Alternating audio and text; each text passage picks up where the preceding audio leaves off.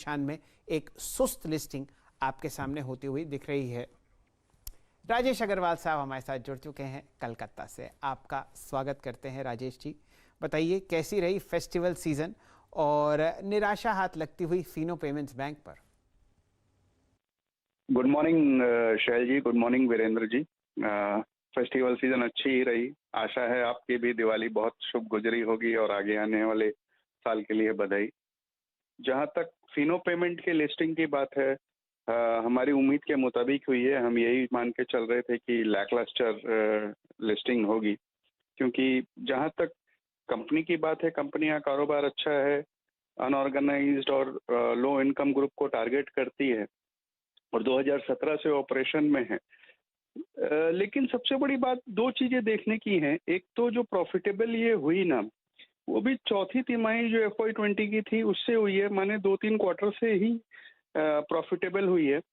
और वैल्यूएशन की अगर बात की जाए तो TTM पर देखा जाए या बुक वैल्यू पर शेयर आफ्टर इशू देखा जाए तो 54 रुपए की बुक वैल्यू आ रही है आफ्टर इशू और 550 रुपये ऑलमोस्ट 10 टाइम्स पे ये ट्रेड कर रहा है।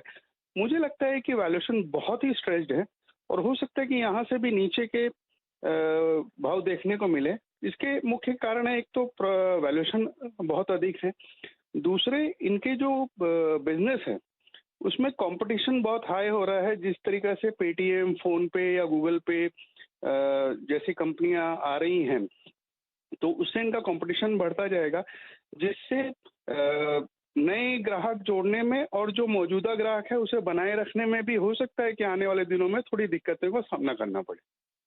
तो राजेश जी क्या राय देंगे जो लोग फिलहाल यहाँ पर 2 गुना ओवर सब्सक्रिप्शन के बाद जिनके डीमैट में ये काउंटर आया है, क्या उसे रखें? देखिए, मेरी राय तो यही रहेगी कि जहां भी मौका मिले आपको, वहां पर एक बार आपको निकलना है। आज वोलेटाइल है काउंटर, तो थोड़ा सा ध्यान रखें। कहीं भी आपको मौका मिले आप निकलिए। चलिए अग्रवाल साहब, आप जरा हमारे साथ जुड़े रहिए। फिलहाल 577 के सामने आपने यहाँ पर जो लिस्टिंग होते हुए देखी है वो 555 570 के बीच में ये काउंटर फिलहाल मूव करता हुआ दिख रहा है। राजेश अग्रवाल साहब की राय ये है कि यहाँ पर आप जो डीमैट में काउंटर थे आपके पास आए हैं IPO में, वहाँ पर आप बिना विलंब के उसमें प्राइस को देखते हुए ज़रा निकलने की चेष्टा करें। अग्रवाल साहब, आप बड़े दिनों बाद जुड़े, कोई बढ़िया स्टॉक तो शेयर कीजिए। देखिए, बढ़िया स्टॉक में ऐसा है कि हम इस वक्त PSU बैंकिंग स्पेस में बहुत बुलिश हैं, जिसमें पहला नाम तो SBI का रहेगा ही, लेकिन अगर मिड कैप की बात की जाए तो हमें लगता है बैंक ऑफ बड़ौदा के जो नतीजे आए थे ना, वो उम्मीद से बेहतर आए थे। हालांकि उसके बाद थोड़ा लैकलस्टर परफॉर्मेंस है, लेकिन हमें लगता है कि अगर यहाँ डिलीवरी ली जाए तो एक अच्छी खासी कमाई हो सकती है। दूसरा स्टॉक स्पेंसर का रहेगा, जिसकी सिर्फ 1000 करोड़ की मार्केट कैप है और 200 के आसपास स्टोर्स हैं। नेचर्स बास्केट के जो अधिग्रहण उन्होंने किया था उसकी भी काबियात ऑलमोस्ट पूरी हो चुकी है।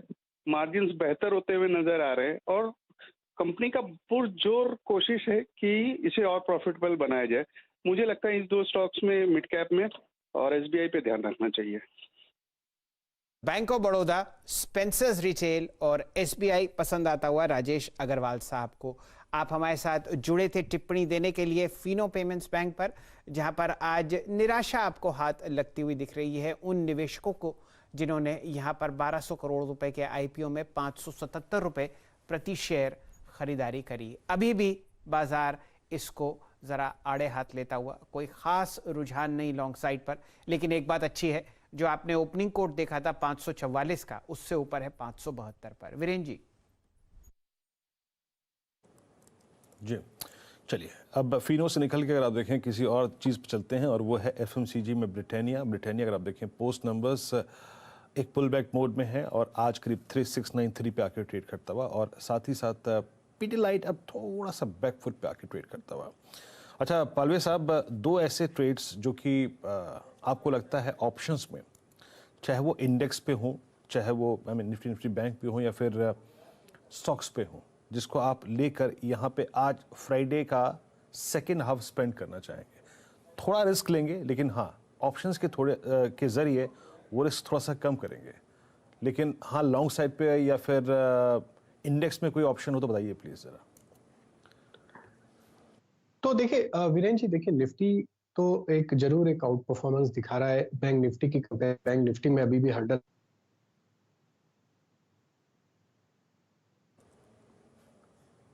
जी, ओके ओके ओके ओके। अगर आप देखिए उनके जो मेरे ख्याल से आउटपुट जो है वो फ्रीज हो गया है, कोई बात नहीं, उनसे एक व्यू लेंगे। याद रखिए 2-3 चीज़ें स्क्रीन पे विजिबल है। इंडिगो पुल बैक देखिए डे हाई की ट्रेजेक्टरी में है, जो चीज़ इंप्रेसिव है वो है, और आप समझ लीजिएगा कि इंडिगो अपने इस दौर की हाईएस्ट ट्रेजेक्टरी में आके ट्रेड करता हुआ है।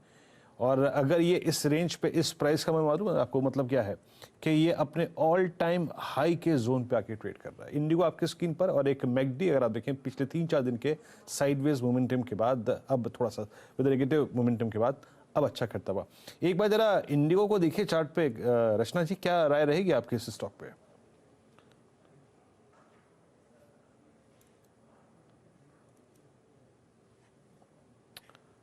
राजेश सतपुते जी प्लीज आप बताएंगे कि एग्जैक्टली इस वक्त क्या करना चाहिए इंडिगो पे?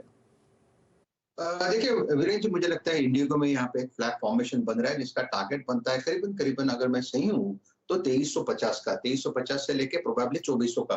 तो ये 2220 के आसपास है, तो यहाँ पे एक बड़ा अपटिक आ सकता है इंडिगो में। बायस पॉजिटिव रखे। स्टॉप लॉस क्या होगा फ्यूचर में? देखिए स्टॉप लॉस होगा आपका 2180 का। सो 2180 के स्टॉप लॉस के साथ बने रहे। इसका ब्रेकआउट लेवल है 2250। 2250 निकलेगा तो 100 रुपए का बड़ा uptick. So IndiGo is a buy. 2-3 stocks में